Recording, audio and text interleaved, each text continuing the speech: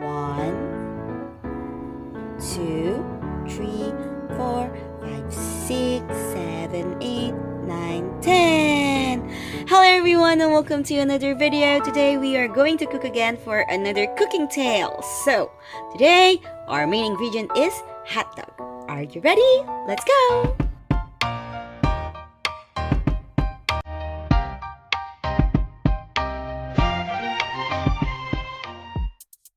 What's up, everybody? Just clap your hands. Tayo nang balatan ng mga hot dogs. Yeah! Parang sira lang. So yun na nga, class. Ang gagawin natin today ay isa sa pinakasikat na street foods sa Korea na tinatawag nilang corn dog. So ano pang hintay nyo? Balatan na yung mga hotdog na yan at simulan na to.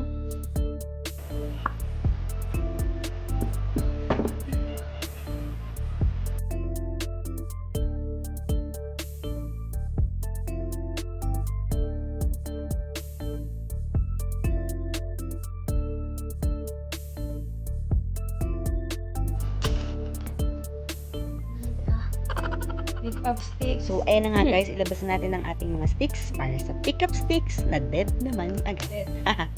Ano ba? Hindi naman kami maglaro. Ano ba? Mali naman tayo dyan eh. Alam nyo guys, itong video na to, sobrang failed nito. Tignan nyo magsisimula yan sa paggamit ko ng quick melt cheese. Wala kasi akong mahanap na mozzarella cheese nung pumunta ako ng grocery. Kaya akala ko pwede yung quick melt, pero akala ko lang talaga. Hindi. OMG. Ayan, sobrang taba pa ng sticks ko. Tapos, sobrang lambot pa ng cheese na to. Kaya, ayan, failure. At, naisip ko pa talaga siyang gawa ng paraan. Pero, wala na talaga siyang pag-asa, guys. Kaya naman, tikilin natin itong pangarap na to na paggamit ng cheese. At maybe someday, pwede akong gumawa ng totoong mozzarella cheese na yung gagamitin.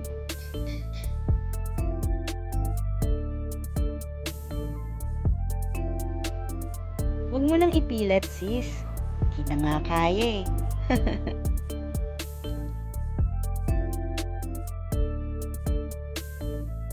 So, yan guys.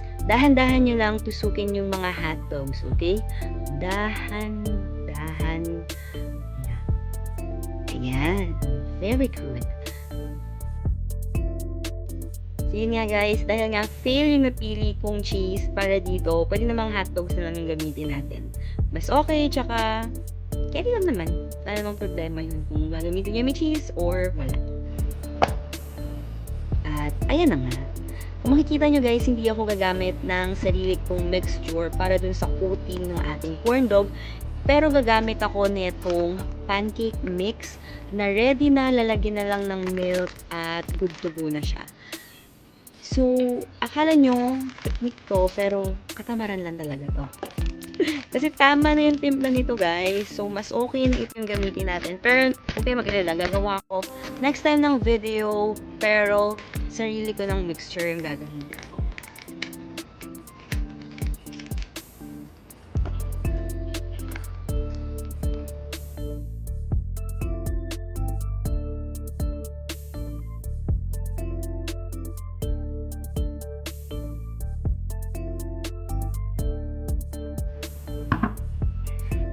So guys, dito pwede tayong gumamit ng fresh milk or evaporated milk. So since evaporated milk yung available sa aming kitchen, edi evaporated milk yung gagamitin ko. Pwede naman kahit ano. And make sure lang na kapag naglalagay tayo, unti-unti lang yung paglalagay natin para makuha natin mamaya yung tamang lapot nung ating mixture.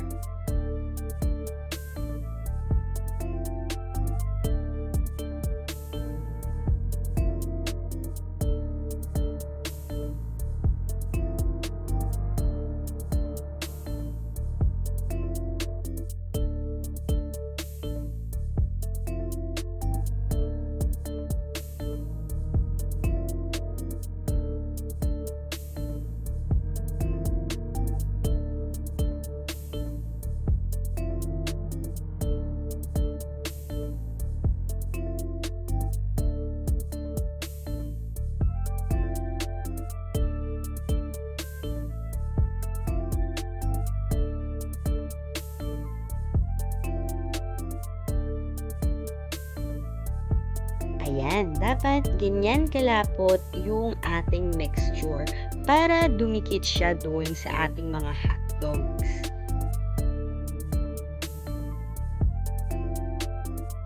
Unti-unti na po nating ilubog at ilitaw ang ating mga hotdogs. Ilubog at ilitaw. Kayo. So, mas madikit yung consistency ng ating mixture, mas madikit siya dun sa hotdogs, and of course, lalagyan din natin siya ng breadcrumbs para medyo crunchy siya after natin siyang i-fry later.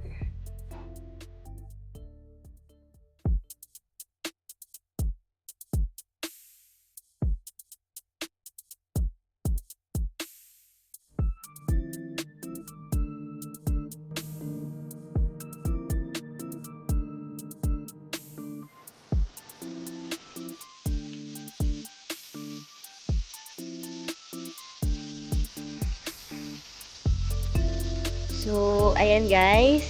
Kung kaya niyo siyang i-deep fry, go ahead. Kasi dapat naman talaga deep fry siya. Since wala kasi ako masyado pang gamit dito sa kitchen. Ayan, taste muna tayo. Pero, hintayin lang natin na maging golden brown yung ating mga hotdogs from both sides. And, good to go na yung mga yun.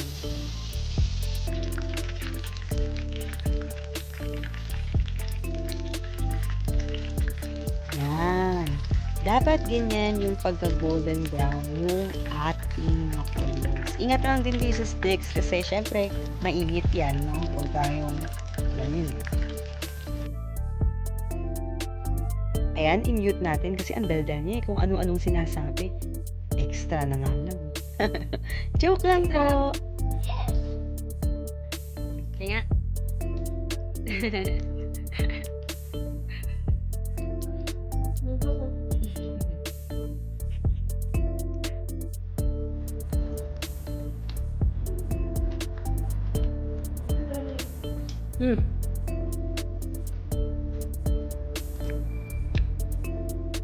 So, ayan guys. Sobrang sarap talaga niya. Di ako nagbibiro. Wala pa yung mozzarella cheese ha. Pero super yummy na siya. Pwedeng-pwede niyong i-drizzle yung inyong mga mayonnaise and ketchup, mustard, or pwede niyo din lagyan ng cheese. Sobrang amazing. Ang sarap talaga guys. Grabe. Grabe guys, sobrang sarap talaga nito. Kaya ano pa, nakita nyo naman second batch na agad ako. Sobrang sarap talaga niya. Try nyo na to, promise. Di kayo magsisisi. Hotdog, pancake mix, breadcrumbs, let's go! So guys, I hope you like this video, and if you do, please give it a thumbs up, and also please do leave a comment below if you wanted me to create another mozzarella version of this. And yeah, hope you like this video, and please don't forget to subscribe on my channel and push that bell so that you will always be updated to all of my other uploads. Bye, and see you on my next vlogs!